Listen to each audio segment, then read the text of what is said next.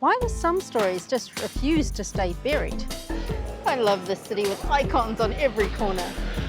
And so many different aspects to it. And so many different people. Some who live in palaces, others who live on the streets. Historians are always telling us about kings, queens, soldiers and politicians. But history is actually made by regular, ordinary people living their daily lives and changing the society as they go. Hi, I'm Justine, the nerdy half of the Breakaway Bravehearts, and today I'm in London exploring the ghosts that can teach us the most about this busy city which is packed with history. This is a walking tour about people whose lives may have ended as far as we understand that, but whose stories still linger around us, and they're stories that might teach us a little bit about who we are today. Today, I'll take you through just a small selection of the stops and stories in chronological order. I'm starting away from the crowds in one of London's many beautiful green spaces. Green Park is one of London's most quiet royal parks. There's no flashy waterfalls or flower beds. It's just grass and trees and birds. Nature. But it's not as peaceful as it looks. It has a darker layer underneath, literally. In the Great Plague of 1665, when London cemeteries were overflowing, Green Park was where they put all the extra bodies. This was the overflow burial site. No markers, no gravestones, just mass graves with bodies hurriedly dumped and forgotten. The Great Plague was London's deadliest outbreak. It killed nearly a quarter of the population because, unlike our recent COVID-19 pandemic, it hit a population with very little medical knowledge. Sure, COVID spread quickly and globally, but we had modern healthcare, vaccines and lockdowns to help us out. Back in those days, people faced terrifying uncertainty. Doctors didn't understand how the disease spread, and there were no antibiotics to treat it. Quarantines were harsh and often brutal, with whole neighbourhoods locked off and people sealed inside.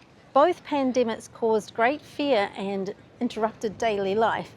But the Great Plague caused much bigger devastation because it tore through a city with fewer resources and a much slower spread of information. Now, it's important to say that there's no archaeological evidence of plague pits within Green Park itself. However, mass graves from the plague have been uncovered really close by, and the park's reputation for haunting is based on long-standing local accounts of burials and ghost sightings. So for all its lush greenery and tranquility, Green Park is actually sitting on top of disease and brutal necessity. The bodies that were hurriedly chucked here were ordinary people with unfinished lives, just like the ones that are passing through right over the top of them today.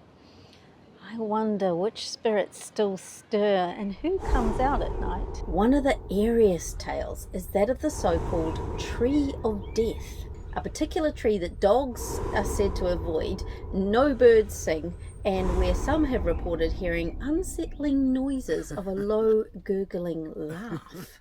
In a time of plague, society's rules break down even faster than bodies do. Death doesn't care how wealthy you are. For a brief time, social order just dissolved. Underneath me, there will be servants alongside their masters, all just buried together without any ceremony or distinction. All the normal rituals of prayers and services just vanished under the sheer weight of numbers. And in the vacuum that was left came fear and flight. Clergy just abandoned their churches. Doctors made up cures. And people just stopped trusting the institutions that were supposed to protect them. And that gave root to a new idea, a kind of hard realism. The thought that life and death maybe didn't follow the rules we had once believed. But while some rules were crumbling in the face of harsh new realities, others held firm, quietly shaping lives and in some cases sealing fates. Not all ghosts are born of chaos. Some are trapped by rigid order of society, not far through the trees. We step into a completely different kind of story. Here, beneath the shade of the trees and beside the still waters, the spirit of a woman lingers. They say a woman in white walks along the lake's edge, a ghostly figure. She doesn't scream or wail, she's just sad. The story goes she was a noblewoman, young, well-connected, and she fell in love, but with the wrong man, a commoner. When the affair was discovered, she was ruined. In Georgian and Victorian times, a woman's reputation was everything. Just a hint of impropriety could ruin all her future marriage prospects, put her in exile from polite society, and plummet her family status. Society expected women to be modest, obedient, and above all, sexually pure. A damaged reputation could mean you being disowned, unable to marry, or sometimes institutionalized. It's estimated that thousands of women were placed in asylums during the 19th century under vague charges like hysteria or moral insanity. There was no redemption. This was social death. So she walked into this lake, and many say she's still there. Not angry, just lost, trapped by societal rules that made her feel like this lake was her only source of peace. This park has always been a place where image matters, and if you couldn't maintain that image, you could find a way to quietly disappear. But now we're going to meet a ghost whose disappearance made a much bigger bang. This is the first self-guided walking tour I've created on my own, so I'd love to hear your feedback. In fact, I'm giving this one away for free. So if you'd like to do the full tour for yourself, just click on the link in my description below and that will take you straight to the website. There's no email entry and you don't have to buy anything. But if you can leave me a comment or some feedback, I'd love that. In this video, I'm giving you more of a taster than the full tour, which includes sites like Westminster Abbey, London Bridge and the Old Jewry. It will take about 2.5 hours if you walk it geographically, less if you jump on public transport. In the download, I'll explain your options, re trains and buses, along with other tips and travel hacks so you can find your way around this busy city with ease. We're standing outside the gates of one of the most famous buildings in the world. This is the entrance to 10 Downing Street, where Prime Ministers have lived and worked, where crisis meetings have been held, where the country's future has been planned. But behind these doors, ghosts lurk too. We're not going to be able to get in there to see them today, though. I don't have the proper clearance. Unless you have an invitation, you're not getting in there.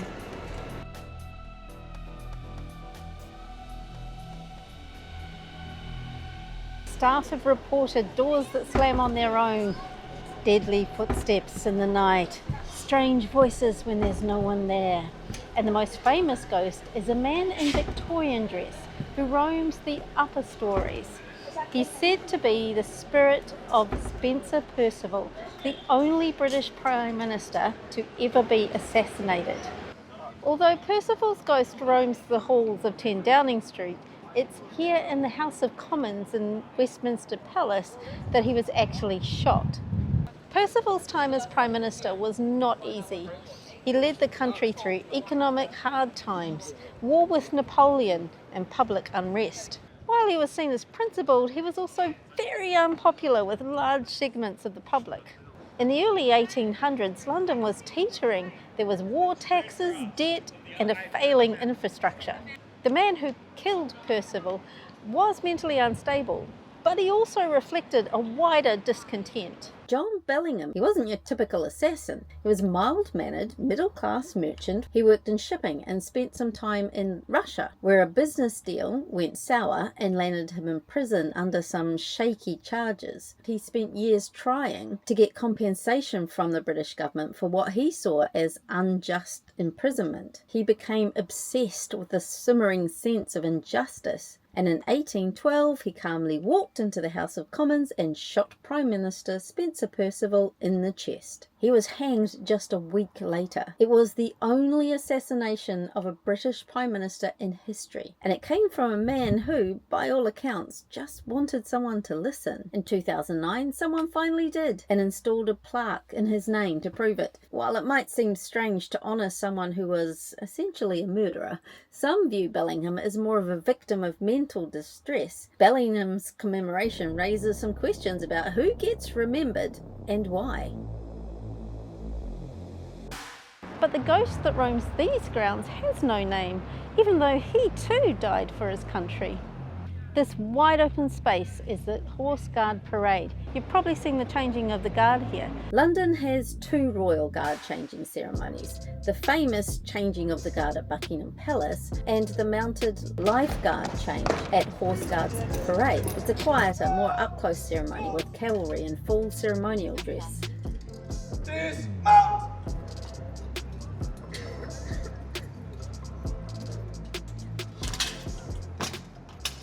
But today we've come to meet a more spectral figure. But it's unlikely we'll bump into him because he usually only comes out at midnight. He's a cavalryman in full regalia and his sabre glints in the moonlight. The story goes he was part of the Life Guard, the most elite guard in the country, and he died in the Battle of Waterloo in 1815, a real turning point in the country's history. But he returns here, his spiritual parade ground, to stand watch over the sovereign he died protecting. Because this is where the household cavalry has been stationed for centuries. Soldiers drilled here, trained here, bonded here, and for many of them this was their home more than any battlefield. The 19th century British soldier lived a life of ceremony while at home, but chaos when abroad. Wars were frequent, wounds were poorly treated, and trauma just unspoken. And the expectations of honour and obedience meant you didn't question orders, you just followed them, even to your anonymous death. Eyes up!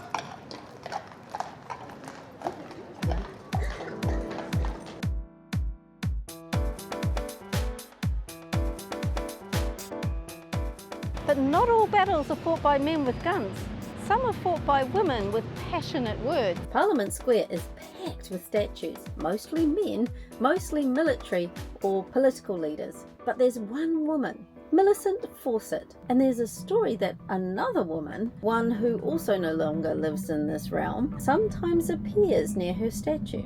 A suffragette who cannot abandon her heroine. Millicent Fawcett was a remarkable woman, calm, thoughtful and incredibly determined.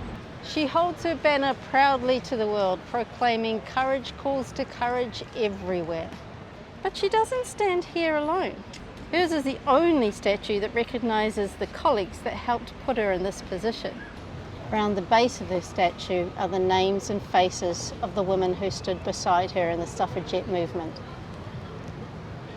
She was a brilliant organiser and speaker who tirelessly worked to convince people that women deserved the vote through petitions, speeches and alliances. She didn't just care about the vote, she also campaigned to improve education, poverty, labour laws.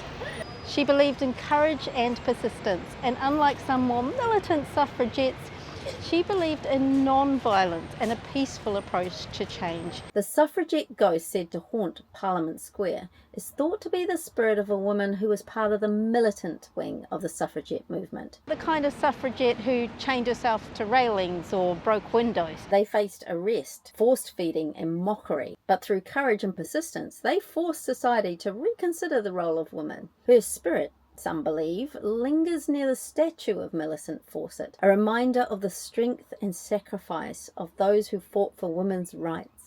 So when we talk about her spirit lingering here in Parliament Square, it's very fitting. She has a few men here she needs to talk to. It's her kind of patience and persistence that's got to bring about equality for everyone, eventually. And yet, even as some fought to rewrite the rules, others were still being crushed beneath them. Duty, reputation, especially when it came to women, could carry enormous weight. And as we head into the crowds of tourists, one ghostly story shows how tragic that weight could be. So we're here at Buckingham Palace, a place that's a symbol of power, wealth, royalty. But it's also a place of personal stories and personal tragedies. One of those stories is about Major John Quinn. He worked here in the 1900s as private secretary to King Edward VII. By all accounts, John was a very studious, serious, quiet man who never sought the limelight. He was known for being meticulous and diligent and had some of the King's most sensitive issues close to his heart. But it was his own family's issues and his own heart that was broken that led to his death and ultimately his haunting of the palace. Quinn was a very principled man, so when his daughter came to tell him that she was about to get a divorce, that was more scandal than he could handle. Today, divorce is sad for everyone involved, but it's hardly unusual. Back then, it was an absolute public disgrace and one that John couldn't live with in his current role at the palace. The details of his daughter's divorce are not recorded. Back then, you didn't discuss this in polite society, but it was most likely either adultery or abandonment. Things that upper-class society don't want to be associated with at all costs. John decided he had to pay the ultimate price. Resignation wasn't enough to cover the shame that he felt. He took his own life. And some believe his spirit still lingers here, ghostly shame haunting the halls of royalty. Witnesses have reported hearing the sound of a single gunshot emanating from the office. Others have described an oppressive or uneasy atmosphere in the room, leading some staff members to avoid it altogether. And the thing is that any royals that bump into him in the hall these days would say to him, "What's your problem, dude? It's not that big a deal." Okay, maybe they wouldn't phrase it quite like that, but they'd surely have more sympathy for his daughter than for him. It took a couple of generations, but divorce is now standard practice. Yeah, Edward VII's son had to abdicate in order to marry a divorcee, but now our own king is a divorcee and married to a divorcee. It pains me to think that John Quinn's private sorrows could have been avoided by just a few decades worth of social growth. Such progress is sometimes slow, but one surprising thing that accelerates it exponentially is in fact war. War doesn't just kill bodies, it kills illusions. The moral codes that once drove men like Major Quinn to despair were all blown apart by the brutal reality of total war, forcing society to rethink what really matters. London was first thrown into the dark realities of war during the Blitz, a terrifying chapter in the city's history. For months, Londoners lived under the constant threat of destruction. Entire neighbourhoods were flattened. Thousands of people lost their homes and their lives. Their ghosts still roam the streets today, probably trying to get in down here to Winston Churchill's war room. I wonder what they'd say to him. While most Londoners supported Britain's involvement in World War II, there was a loud minority that held anti-war and anti-Churchill views. Perhaps there's those that say, "You rallied a nation with your voice, but did you roam the streets while they burned?" While others might recognise the courage the country showed through its leadership in standing up for what was right. Most Londoners came to view Churchill as a symbol of defiance and resilience. His stirring speeches and refusal to consider surrender inspired confidence. Perhaps there's those that are seeking out Churchill to thank him. "You gave us courage when we had none. We died, but our spirit stood with you through every defiant word." London was littered with bombs. I'm walking down Birdcage Road, heading down to Buckingham Palace, past the park, and this spot on the interactive map created by Bombsight is covered in little red dots. There were bombs dropped here everywhere. Bombsight's interactive map gives you the full extent of the Nazi bombing of London. Blitz was a test of spirit, and London passed with flying colours. But I'm pretty sure it wasn't an experience they would want the following generations to repeat. If we encountered the ghosts of those who died during the London Blitz, they might simply look at us with quiet sadness, asking why have we not learned from the harsh lessons their deaths should teach us. And perhaps that's what all these ghosts ask of us. Not fear, but remembrance. A willingness to listen, to see the lives behind the legends, and carry their stories forward. I really hope you enjoyed this look at London's people through the ghosts that still want their stories told. Tonight I'm headed back to Wales to find more stories, and I hope you'll come with me so I can share them with you. Please hit subscribe and the notifications bell. I'm not sure exactly in Wales where I'm going to be, so it'll be a surprise to both of us. Wherever it is, I hope you'll join me there. Until then, happy travels everyone.